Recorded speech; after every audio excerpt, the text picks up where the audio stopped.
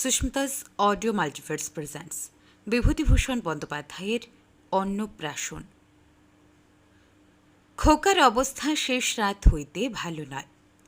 কি যে অসুখ তাই কি ভালো করিয়া ঠিক হইল? জন্তিপুরের সদানন্দ নাপিত এসব গ্রামে কবিরাজি করে, ভালো কবিরাজ বলিয়া পশারও আছে।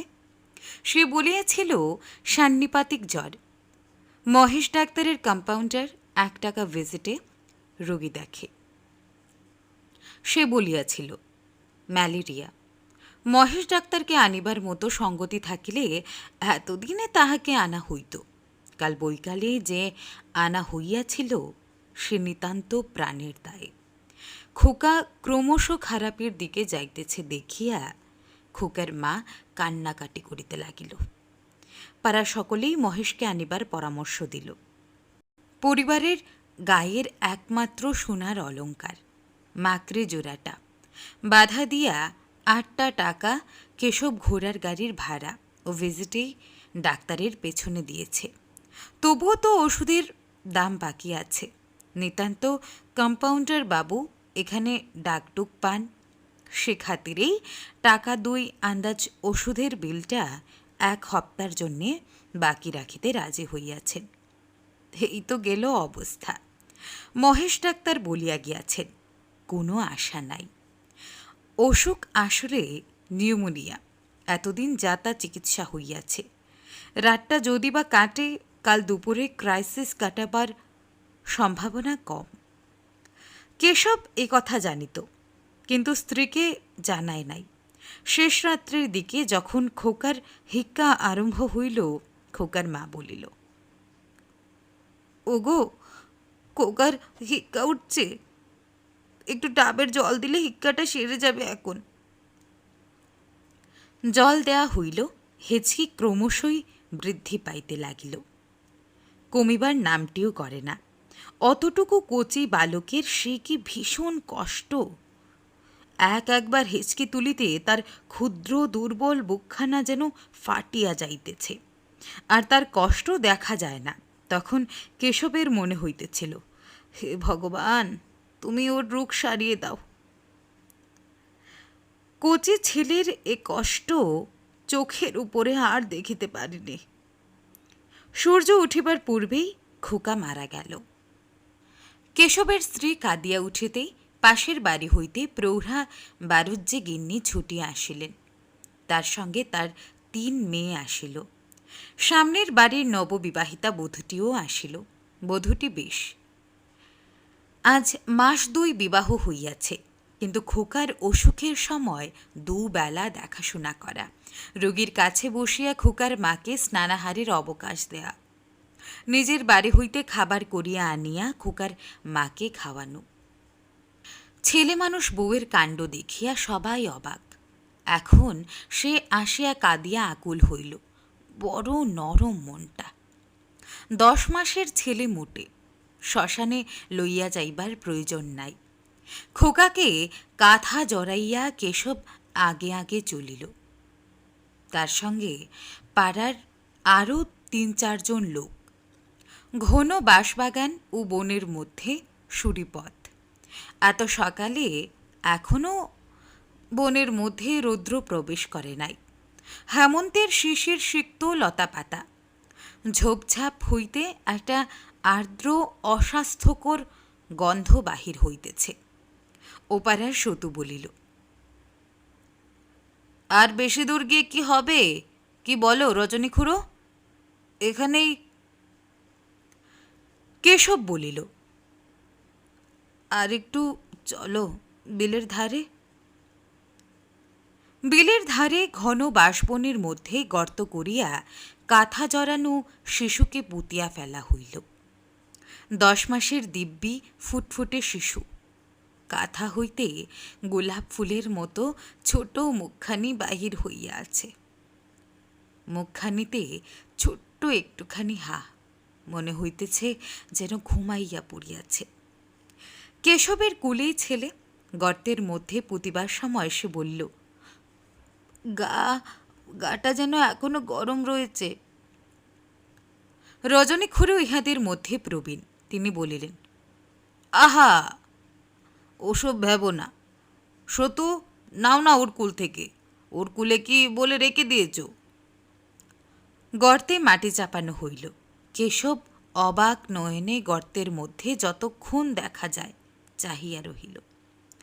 ছোট্ট মুঠা বাঁধা হাত দুটি মাটি চাপা পড়িয়া অদৃশ্য হইবার সঙ্গে সঙ্গে ব্যাপারটা শেষ হইয়া গেল। রজনী খুড়ো বলিলেন, চলো হে বাবাজি, ওদিকে আর চেও না। সংসার তবে আর বলেছে কেন? আমারও একদিন এমন দিন গিয়েছে। আমার সেই মেয়েটা, জানোই তো সব।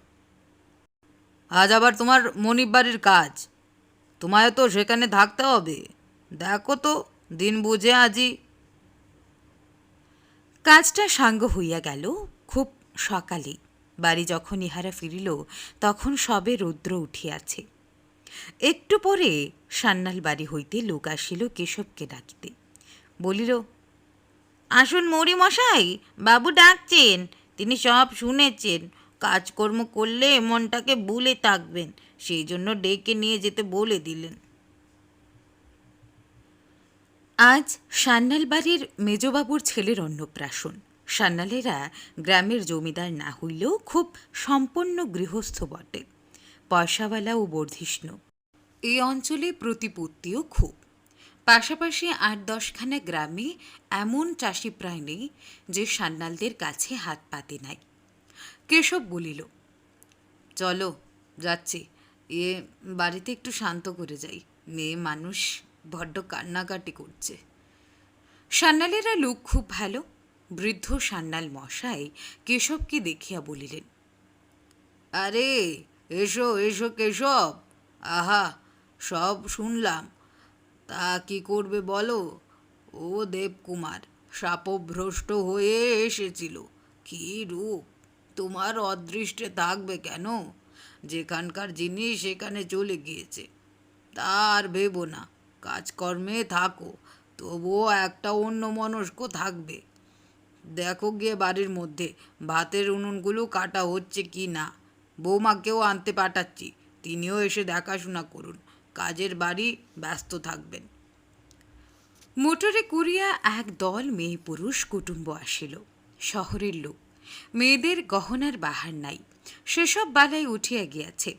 শাড়ির রংচঙে চোখ ধাঁধিয়া গেল। মেয়েরা ঠিকই কলিকাতার চাল শিখিয়া ফেলিয়াছে, কিন্তু এসবের পাড়াগাঁয়ের শহরে পুরুষদের বেশভূষা নিজের নিজের ইচ্ছে মতো। ধুতির সঙ্গে কোট পরা এখানকার নিয়ম। কেউ তাতে কিছু মনে করে না। চারিধারে হাসি খুশি, উৎসবের ধুম।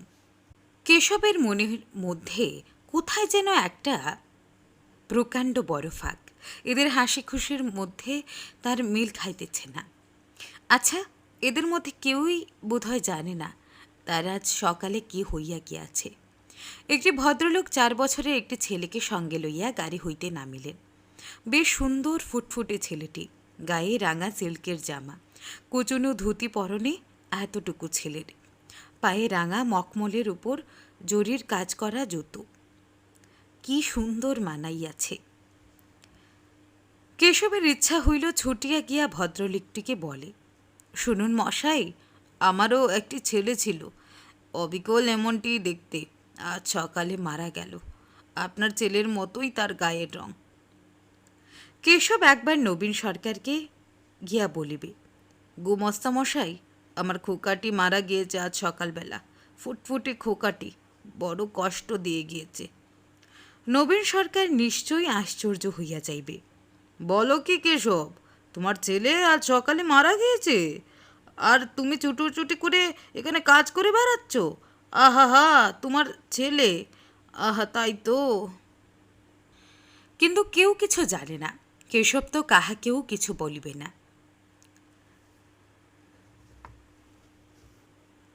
কিছুক্ষণ পরে দুধ দই আসিয়া উপস্থিত। তারপর আসিল বাজার হইতে হরিময়রার ছেলে 2 মণ 2.5 মণ সন্দেশ ও 2.5 মণ পান্তুয়া লইয়া। দই সন্দেশ ওজন করিবার হেরিকে কেশব সম্পূর্ণ অন্যমনস্ক হইয়া পড়িল। সব বিছানা শামিয়ানা খাটানো প্রভৃতি কাজ তদারক করিবার ভারও পড়িল তাহার উপর। ইতিমধ্যে ঝুমুর গানের দল আসিয়া হাজির হইল। শামিয়ানার একধারে ইহাদের জন্য স্থান নির্দিষ্ট ছিল। গ্রামের ছোট ছেলেমেয়েরা দল আসিতেই সেখানে গিয়া জায়গা দখল করিয়া বসিবার জন্য হুড়ুহুড়ি বাঁধাইয়া দিল। কেশব ছুটিয়া গেল গোলমাল থামাইতে। দলের অধিকারী বলিল, ও সরকার মশাই, আমাদের একটু জোগাড় করে দিন, আরও 2-5 খিলি পান। রোদ্দুরে বামুনগাতির বিল পার হতে যা নাকালটা হয়েছি সবাই মিলে। বেলা 12টার সময় কেশব একবার বাড়ির মধ্যে ঢুকিল। স্ত্রীর জন্য তাহার মনটা চঞ্চল হইয়া উঠিয়াছে। আহা, বেচারি এবারে আসিয়াছে তো, না খালি বাড়িতে একা একা পড়িয়া কাঁদিতেছে। না, দেখিয়া আশ্বস্ত হইল স্ত্রী আসিয়াছে এবং ইদারার পারে এক রাশ পুরনো বাসন ঝিয়ের সঙ্গে বসিয়া মাজিতেছে। তাহাদের আজ মরণ শৌচ, বাহিরের কাজকর্ম ছাড়া অন্য কাজ করিবার জো নাই। মেজবাবুর যে খোকার অন্নপ্রাশন, দালানের খাটের উপর সুন্দর বিছানাতে চারিদিকে উঁচু তাকিয়া ঠেস দিয়া তাহাকে বসাইয়া রাখা হইয়াছে। 9 মাসের হৃষ্টপুষ্ট নধরকান্তি শিশু, গায়ে এক গা গয়না, সামনের গদিতে একখানা থালে যেসব বিভিন্ন অলঙ্কার আত্মীয় কুটুম্ব বন্ধু বান্ধবী দিয়াছে সেগুলি সাজানো। 3 ঘর ছড়া হার, সোনার ঝিনুক, পদক, তাগা, বালা, রূপোর কাজললতা, চারিধারে ঘিরিয়া মেয়েরা দাঁড়াইয়া আছে। ইহারা কেউ কেউ এই গ্রামের বউ ঝি, কিন্তু বেশিরভাগই নবাগত কুটুম্বিনীর দল। সকাল হইতে বেলা 11টা পর্যন্ত আপ ডাউন যে 3খানা ট্রেন যায়, প্রত্যেক ট্রেনের সময়ে 2-3খানা ট্যাক্সি বোঝাই হইয়া ইহারা কোনো দল কলিকাতা হইতে, কোনো দল বা রানাঘাট কি গোয়ালি কৃষ্ণনগর কি শান্তিপুর হইতে আসিয়াছে। শহরের মেয়ে, কী সব গহনা ও শাড়ির বাহার, কি রূপ, কি মুখশ্রী, যেন এক একজন এক একখানা ছবি। খোকাটি কেমন চমৎকার হাসিতেছে, কেমন সুন্দর মানাইয়াছে ওই বেগুনি রঙের জামাটাতে। তাহার খোকারও অন্নপ্রাশন দিবার কথা ছিল এই মাসে। গরিবের সংসার। খোকার যখন 4 মাস বয়স, তখন হইতে ধীরে ধীরে সব জোগাড় করা হইতেছিল। কাপালিরাও চুলা দিয়েছিল প্রায় 8 মণ। নাড়ুর চালের জন্য ধান জোগাড় করা হইয়াছিল। 7-8খানা খেজুরের গুড় দিয়াছিল এক পাড়ার সকলে মিলিয়া। বৃদ্ধ ভুবনমণ্ডল বলিয়াছিল, মৌরি মশাই, যত তরি তরকারি দরকার হবে আমার ক্ষেত থেকে নিয়ে যাবেন খোকার ভাতের সময়। 1 পয়সা দিতে হবে না, কেবল বামুন বাড়ির 2টো পেশাদ যেন পাই। শূদ্র ভদ্র সবাই খোকাকে ভালোবাসিত। মেজবাবুর খোকার গায়ের রং অনেক কালো তার খোকার তুলনায়। মেজবাবু নিজে কালো, খোকার খুব ফর্সা হইবার কথাও নয়। সুতরাং এদের মানানো শুধু জামায় আর গহনায়। তাহার খোকা গরিবের ঘরে আসিয়াছিল। 1 জোড়া রূপার মল ছাড়া আর কোনো কিছু খোকার গায়ে ঠেকে নাই, ওঠেও নাই। আজ শেষ রাত্রে খোকার সেই হেঁচকির কষ্টে কাতর কচি মুখখানি, অবাক দৃষ্টি, নিষ্পাপ কাচের চোখের মতো নির্মল ব্যথাক্লিষ্ট চোখ দুটি। আহা মানিক রে! ও কেশব, বলি, হের দেশে এখানে সঙ্গের মতো দাঁড়িয়ে আছো যে? বেশ লোক, যা হোক, ব্রাহ্মণদের পাত করবার সময় হলো, শামিয়ানা কাটাবার ব্যবস্থা করো গে। আমি তোমায় খুঁজে বেড়াচ্ছি 14 ভুবন, আর তুমি এখানে? বেশ নম্বরই নুটকানা বাবা, পা চালিয়ে দেখো গিয়ে। নবীন সরকার? কিন্তু নবীন সরকার তো জানে না। সে কি একবার বলিবে, ও গুমস্তা মশাই, এই আমার খোকা আজ সকালে ওরকম করে আমায় ডাকবেন না, আমার মনটা আজ ভালো না। দলে দলে নিমন্ত্রিত ব্রাহ্মণেরা আসিতে আরম্ভ করিয়াছে নানা গ্রাম হইতে। 11খানা গা লইয়া সমাজ। সমাজের সকলেই নিমন্ত্রিত। বড় বৈঠকখানায় লোক ধরিল না। শেষে লিচুতলার প্রকাণ্ড শতরঞ্জ পাতিয়া দেওয়া হইল। তারপর ব্রাহ্মণ ভোজনের পালা, কেশবের মরণা শৌচ। সে পরিবেশন করিবে না, ভিখিরি বিদায়ের ভার পড়িল তারই উপর। 2-3 দফা ব্রাহ্মণ খাওয়ানো ও ভিখারি বিদায় করিতে সন্ধ্যা হইয়া গেল। সন্ধ্যার পর শূদ্র ভোজন, সে চলিল রাত 10টা পর্যন্ত। কেশব সারাদিন হাড় ভাঙা খাটুনির পর যখন খাইতে বসিল তখন রাত 11টা। আয়োজন ভালোই হইয়াছিল, কিন্তু এত রাত্রে জিনিসপত্র বেশি কিছু ছিল না, কেবল দই ও মিষ্টি এবং 2-3 রকমের টক তরকারি দিয়া কেশব পরিতৃপ্তির সঙ্গে 2 জনের আহার একা করিল। পরে স্ত্রীকে লইয়া অন্ধকারেই নিজের বাড়ি রওনা হইল। কেশবের স্ত্রীও খুব খাইয়াছে। কেশবের প্রশ্নের উত্তরে বলিল, তা গিন্নির বড় মেয়ে নিজে দাঁড়িয়ে থেকে খাওয়ালে, নিজের হাতে আমার পাতে সন্দেশ দিয়ে গেল। খুব যত্ন করেছে, রান্নাবান্না কি চমৎকার হয়েছে না? কেশব বলিল, তা বড় লোকের ব্যাপার, চমৎকার হবে না?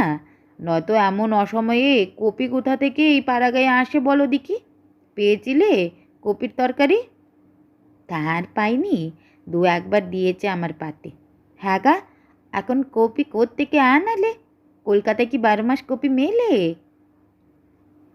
বাড়ির উঠোনে তুলসীতলায় একটা মাটির প্রদীপ তখনও টিম টিম করিয়া জ্বলিতেছে। কেশবের স্ত্রী বলিল, ও বাড়ির ছোট বউ জ্বালিয়ে দিয়ে গিয়েছে। আহা, বড় ভালো মেয়ে গো। আর সকালে কেঁদে একেবারে আকুল। সকালে যেভাবে ইহারা ফেলিয়া রাখিয়া গিয়াছিল, ঘরবাড়ি সেভাবেই পড়িয়া আছে। কারো সারা শব্দ নাই, নির্জন নিস্তব্ধ। বাড়িখানা খা খা করিতেছে। আশপাশে ঘন অন্ধকার, কেবল তুলসীতলায় ওই মিটমিটে মাটির প্রদীপের আলোটুকু ছাড়া। কেশব শুইবা মাত্রই ঘুমাইয়া পড়িল। অনেক রাত্রে ঘুমের মধ্যে কেশব স্বপ্ন দেখিতেছিল। বাহিরে ঝমঝম বৃষ্টির শব্দে তার ঘুম ভাঙিয়া গেল। সে ধরমড় করিয়া বিছানায় উঠিয়া বসিল। সর্বনাশ, ভয়ানক বৃষ্টি আসিয়াছে। খোকা, কচি ছেলে, নিউমোনিয়া রোগী, বাসতলায় তার ঠান্ডা লাগিতেছে যে। পরক্ষণেই ঘুমের ঘোরটুকু ছুটিয়া যাইতেই নিজের ভুল বুঝিয়া আবার শুইয়া পড়িল। ভাবিল, আহা, যখন অন্তিম সংস্কার করি তখনও ওর গা গরম, বেশ গরম ছিল। হঠাৎ দেখিল সে কাঁদিতেছে, অঝোর ধারে কাঁদিতেছে। বাহিরে ওই বৃষ্টি ধারার মতো অঝোর ধারে। বারবার তার মনে হইতে লাগিল, তখনও ওর গা গরম ছিল, বেশ গরম ছিল।